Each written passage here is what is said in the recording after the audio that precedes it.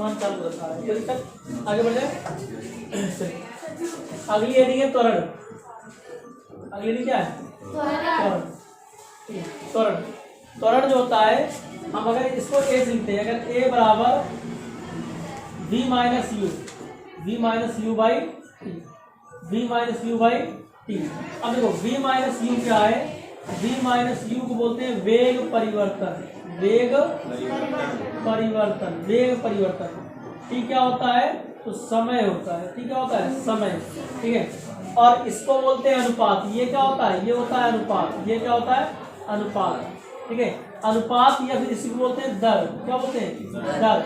जब बटे में टी है, जब बटे में क्या है? टी है, जिसको हम लोग क्या बोलते हैं? दर। क्या बोलते हैं? दर।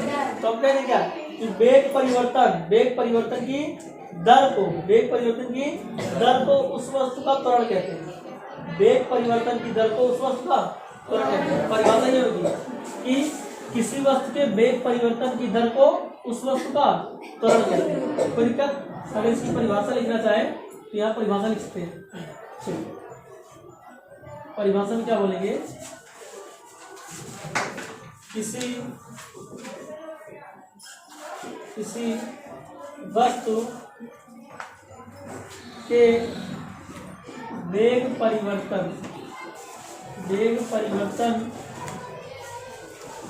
की दर को, वेग परिवर्तन की दर को उस वस्तु का त्वरण कहते हैं। का त्वरण कहते हैं। इसे स्मॉल ए से प्रदर्शित करते हैं। से प्रदर्शित करते हैं। इसका मात्रक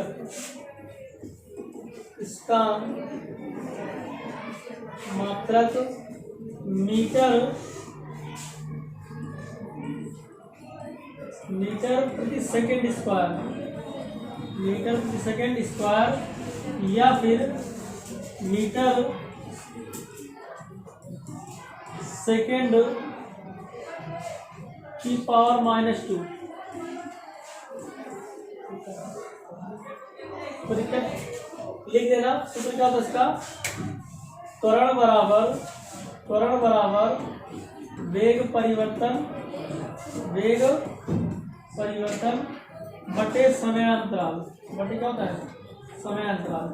बटे समयांतराल। या इसको लिखते हो त्वरण यानी ए बराबर v minus u by t. अब जहां लिख लीजिएगा, जहां जो v है, v वस्तु का अंतिम वेग है। v क्या है? वस्तु का अंतिम वेग। अंतिम वेग का मतलब समझाने में क्या होता है? यू होता है वस्तु का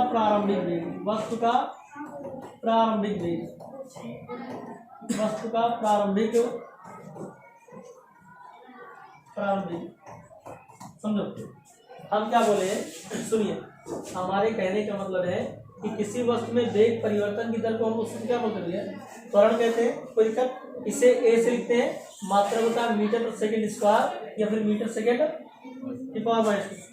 अब ये वस्तु का हो गया अंतिम। अब अंतिम का मतलब क्या? ये समझ लो भैया, प्रारंभिक। जैसे मान लेते हैं कोई व्यक्ति है, ये 2 मीटर पर सेकंड की स्पीड से चलना शुरू करता है। मतलब 1 सेकंड में 2 मीटर की स्पीड से चलता है और लास्ट में कुछ समय बाद उसकी स्पीड हो जाती है 10 मीटर पर सेकंड। मतलब 1 सेकंड में वो 10 मीटर जा लेता है। तो ये हो जाएगा वस्तु की प्रारंभिक वेग और ये हो जाएगा वस्तु का अंतिम वेग। क्वेश्चन पूछता है कि कोई वस्तु है, वो पहले रुकी हुई है। कैसी है? रुकी हुई है। जब रुकेगी तो उसका वेग क्या होगा? पहले वाला 0 हो जाएगा। क्या हो जाएगा? 0। तो u की वैल्यू कितनी हो जाएगी? 0। और जब वस्तु आगे बढ़ जाएगी तो कुछ समय बाद उसका वेग कितना हो जाता है? v हो जाता है। कितना हो जाएगा? v। तो वस्तु का त्वरण पूछता है। ये क्वेश्चन लिख लो, फिर हम देखते हैं, सवाल लगवाते हैं। ये लिख लो, फिर हम सवाल लगवाते हैं। देखो मैं इसी सवाल लगती है, सारी सवाल इसको लगेगी पूरा। जिनको लिखना लिख लीजिए, अदरवाइज लिखिएगा अपना।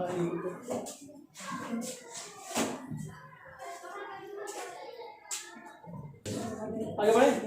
चलिए देखो, इसी में हम यहाँ पर डालते हैं। इसी में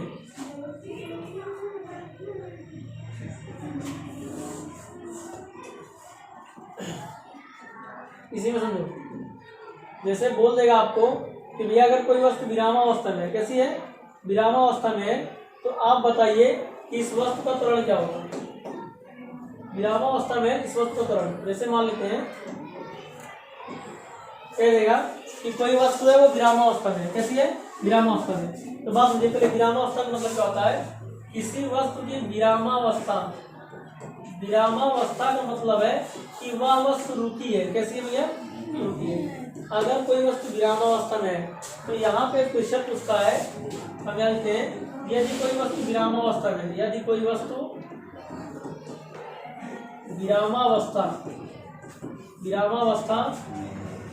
में है तो उस वस्तु का त्वरण, उस वस्तु का त्वरण ये हो जाएगा a equal to v minus u by t, v minus u by t. अब विरामावस्था का मतलब u की वैल्यू कितनी हो जाएगी, 0, तो u का मान 0 हो जाएगा, तो ये बचेगा v बाई टी, कितना हो जाएगा, v बाई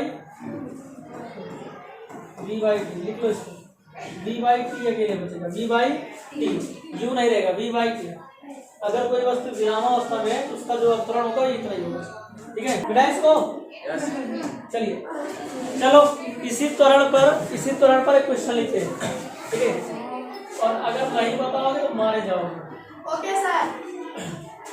क्वेश्चन है विरामावस्था से गति प्रारंभ, विरामावस्था से गति प्रारंभ करके एक साइकिल सवार, एक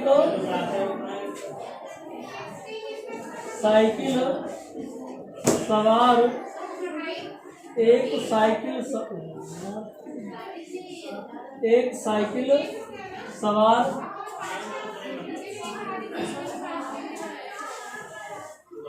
20 सेकेंड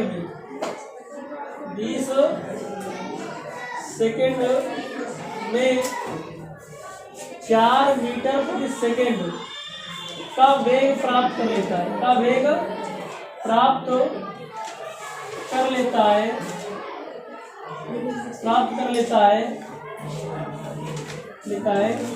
तो साइकिल सवार का त्वरण ज्ञात कीजिए। तो साइकिल सवार का त्वरण ज्ञात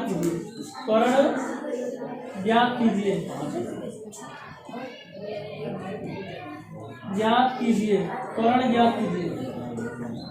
समझा दे, कह रहा है कि एक विरामावस्था से प्रारंभ करता है कोई व्यक्ति है, साइकिल सवार है, और वो 20 सेकंड में इतना मीटर पर सेकंड का वेग प्राप्त कर लेता है, तो उसका त्वरण निकालो। चलो देखिए त्वरण, चलो इसमें कह रहा है कि विरामावस्था से कोई व्यक्ति है वो पहले रुका हुआ है,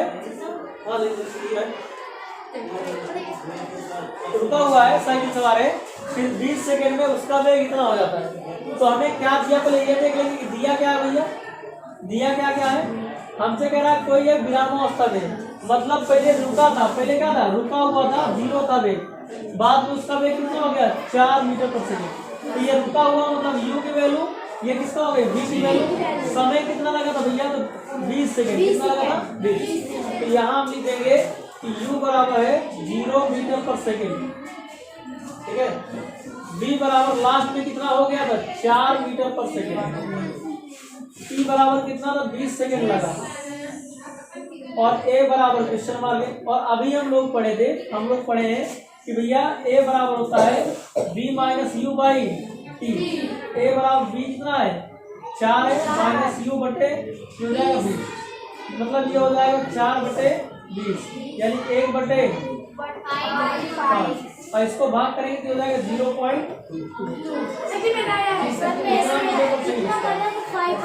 ठीक है, इतना मीटर पर सेकेंड। और सही है, अच्छी बात है।